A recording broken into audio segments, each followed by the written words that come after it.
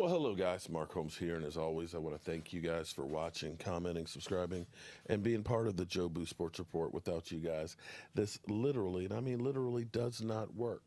Um, it amazes me. It really does. I'm getting ready actually for my live stream tonight, doing a little extra research and stuff. We're going to be doing a mock draft with my man DMV. My man DMV, of course, is hell bent that Kyle Pitts is the guy that we need to draft. And I'm going to be, of course, making my argument and saying that, like Travis Kelce, he was a third round draft pick. And there's not that many tight ends that are drafted in the first round. One of the arguments that I'm also going to make is let me just read this list to you real quick.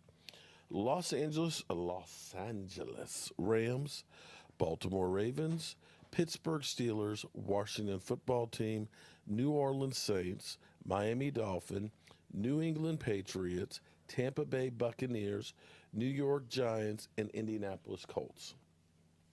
Those are the top 10 scoring defenses in the NFL.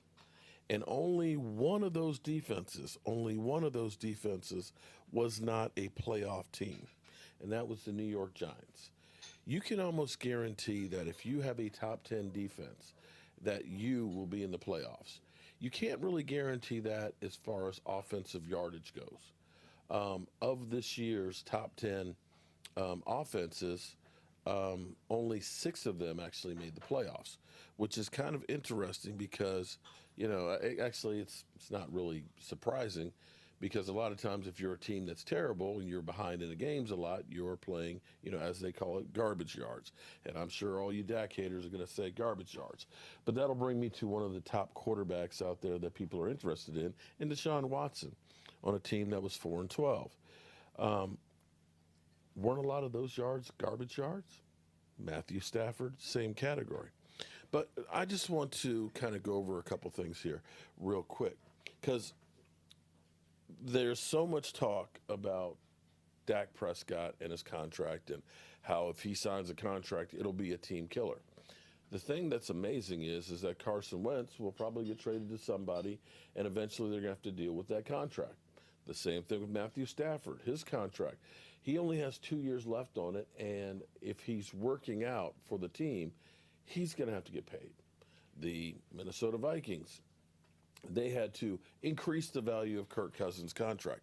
In all reality, the quarterback compensation will continue to do what it's always done. It'll continue to rise. So I'm going to ask a real quick question here.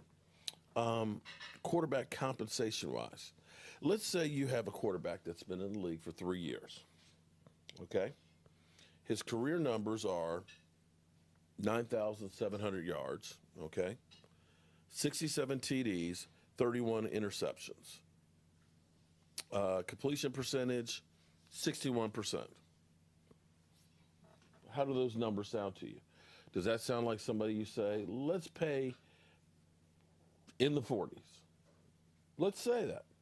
Let's break it down a little further. First year, 5-6 was the record, 52 completion percentage, 2,074 yards, 10 TDs, 12 interceptions.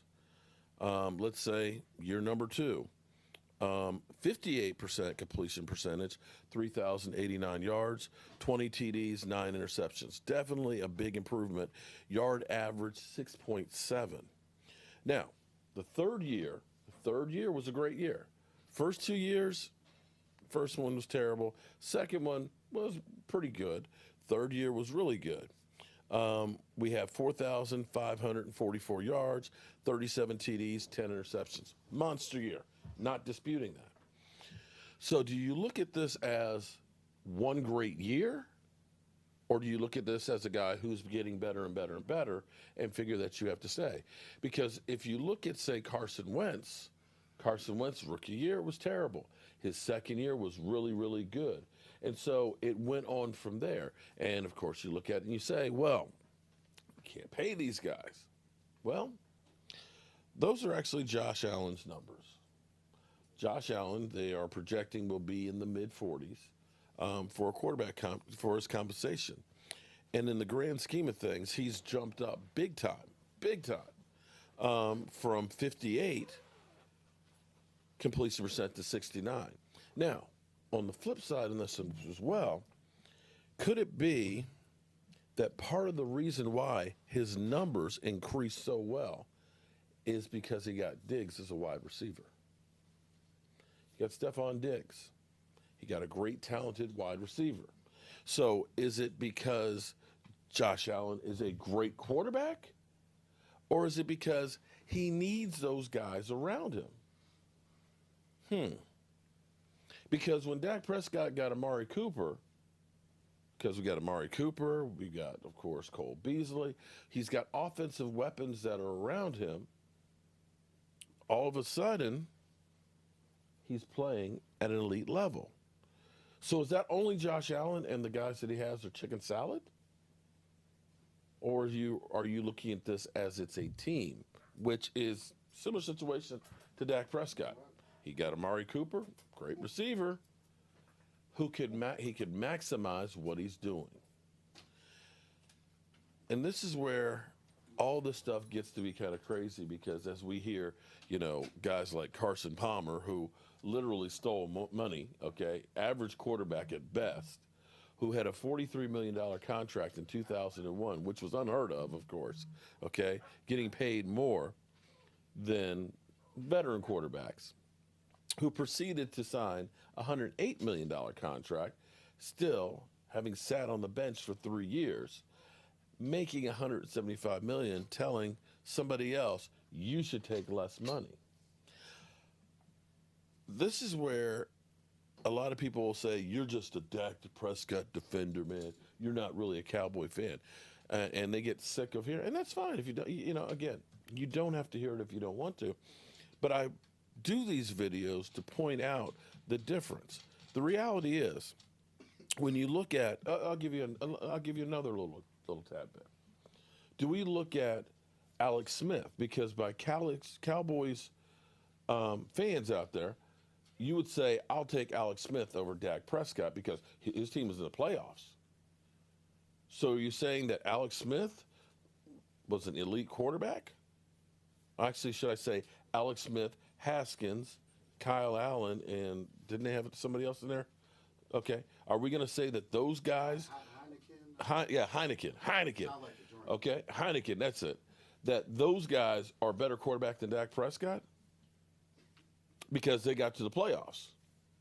Or do we look at it and say they had the number 4 defense in the NFL that helped carry the offense? It's amazing when I start thinking about quarterbacks that a Matthew Stafford, who has never won a playoff game, who has had great receivers, and mind you, Carson Palmer had Ocho Cinco, okay? Had Ocho Cinco, and also had Larry Fitzgerald with the Cardinals. And by the way, 2005, 2006 had a 1,400-yard rushing running back. Yet, didn't do much. As I look at teams that are looking and trading picks galore for guys that have not done that much, and let me say Matthew Stafford, good quarterback, but has not done that much, that a team is willing to give up 2 number 1s, a 3, and another player, that you've got a guy who's achieved more than that guy right there, and you don't have to give up draft compensation, and never did. And we're willing to just say, meh, let him walk. I'm going to keep on doing me and doing videos that I feel are important, and have no idea what he's doing over there. I'm putting my stuff away. What? I thought you said we were getting ready for the Super Bowl. Well, we are, but it's not today. Yeah, but I don't need this until after the Super Bowl. So Oh, okay. All right. I'm trying to put some of my stuff away. Okay. Away from ink to dry and make my food. Oh, you already put, okay. All right. You already- Have you got the list of everything we need rack-wise? Because I'm confused. I've got like 4 laces. The other one, I can't. Okay, there's somebody out there who ordered a lace rack and wanted to have a red stripe, and I cannot find the email from you on that one. For now, just send one with the white lace, because I don't. You have to just change it. Okay, I'll have to change it up. If you are watching, send me an email again. Say, hey, Mark, you jackass. I'm the one, okay? Oh. One other thing, too. Ooh. stay tuned tonight. Make sure you guys join in tonight. We'll have DMV here. We'll be doing a mock draft, and we'll have a surprise in here for you guys. We'll have a big surprise for you. And with that being said, I got to go out here and get some more of these laces paint. I'll see you tonight.